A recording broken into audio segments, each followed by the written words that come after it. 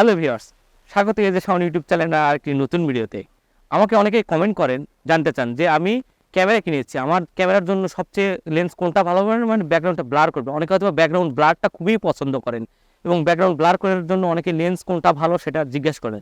তো আজকে যারা Sony, Fujifilm, Canon, Nikon যারা মিররলেস ক্যামেরা ইউজ করেন, বিশেষ করে ক্রপ বডি, তাদের জন্য খুবই গুরুত্বপূর্ণ এবং খুব ভালো একটি এবং বকি কিং বলতে পারেন এমন একটি লেন্স আপনাদের সামনে নিয়ে হাজির হয়েছি। লেন্সটার ফিচার নিয়ে কথা বলবো, লেন্সটা কী কী পাবেন এবং লেন্সটা কেমন সব কিছু এটিজেড জানাবো।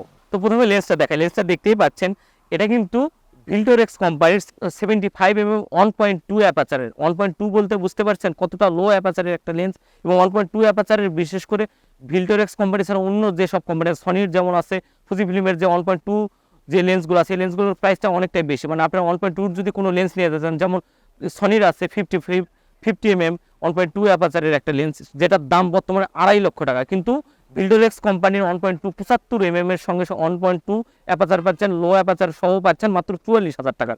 এটার ফিচার নিয়ে কথা বলবো। এটা কিন্তু ভিলটোরেক্স কোম্পানির খুবই প্রো সিরিজের একটা লেন্স, দেখতেই পাচ্ছেন কোডিং করা আছে প্রো একটা লেন্স, এবং এটা কিন্তু 75mm 1.2 অ্যাপাচারের। এবং এটার যে বিল কোয়ালিটি, এটা নিয়ে কথা বলবো।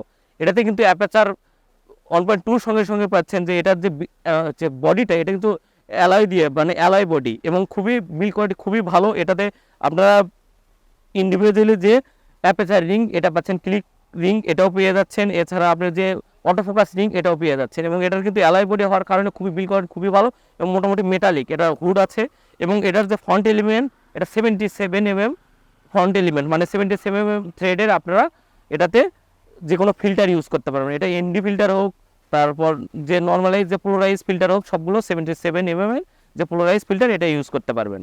যারা 75mm 1.2 অ্যাপাচারের লেন্সটা কিনতে চান, এটা কিন্তু আরেকটা কথা বলি, যারা আউটডোর ফটোগ্রাফি করেন, ব্যাকগ্রাউন্ডটা ব্লার চান, ওয়েডিং ফটোগ্রাফি করেন, তারা 1.2 অ্যাপাচারের এই লেন্সটা নিতে পারেন। আর এটা কিন্তু ওয়েদার শিল্ড, যারা বিশেষ করে রাফলি ইউজ করেন, আউটডোর ফটোগ্রাফি করবেন বিভিন্ন ওয়েদারে, গরম হোক, বর্ষা হোক, শীত হোক, সব ওয়েদারে এটা কিন্তু খুবই ভালো পারফরমেন্স দেবে।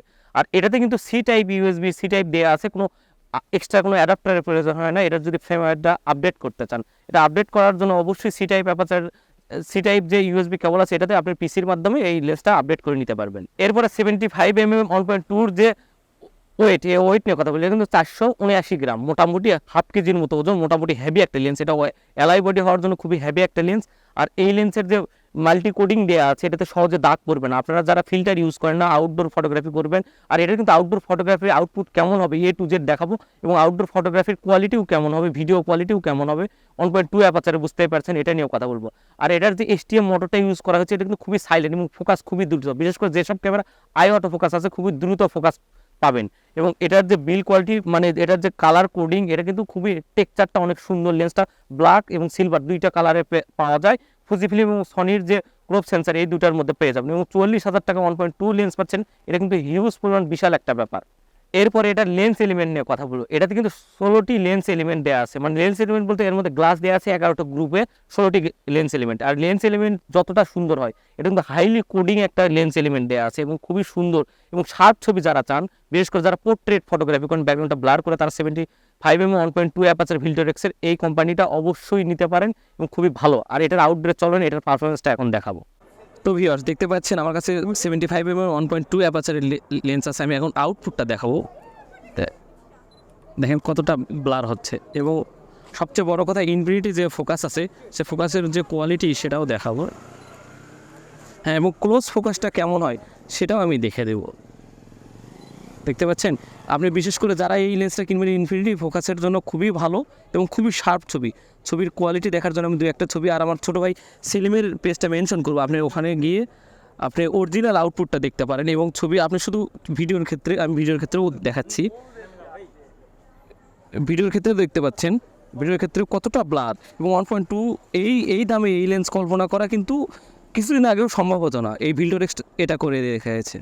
আর এই লেন্সে কিন্তু ইন্ডিভিজুয়ালি আপনার যে অ্যাপাচার রিং আছে, অ্যাপাচার রিংয়ের জন্য ক্লিক যে সুইচটা দেওয়া আছে, আলাদা কাস্টমাইজ একটা বাটন দেওয়া আছে, এবং MF অটো ফোকাস এবং ম্যানুয়াল ফোকাসের সুইচও ইন্ডিভিজুয়ালি দেওয়া আছে। আর যথেষ্ট পরিমাণ ভালো। তো আজকের ভিডিও কেমন লাগলো, আমি ভিলটোরেক্সের 75mm 1.2 অ্যাপাচার নিয়ে যে বিস্তারিত ধারণা দিলাম, অবশ্যই যারা outdoor photography, wedding photography, professional যে কোনো টাইপের ফটোগ্রাফি করার জন্য ব্যাকগ্রাউন্ডটা ব্লার করতে চান, তারা অবশ্যই এই লেন্সটা চোখ বন্ধ করে কিনতে পারেন এবং খুবই ভালো রেজাল্ট পাবেন আমি মনে করি। তো আজকের ভিডিও কেমন লাগলো, ভিডিওটি ভালো লাগলে অবশ্যই লাইক করবেন, কমেন্ট করে জানাবেন মতামত। আর এই লেন্স সম্পর্কে আরও যদি বিস্তারিত জানতে চান তাহলে অবশ্যই কমেন্টে জানাবেন, আমি জানা থাকলে উত্তর দেওয়ার চেষ্টা করব।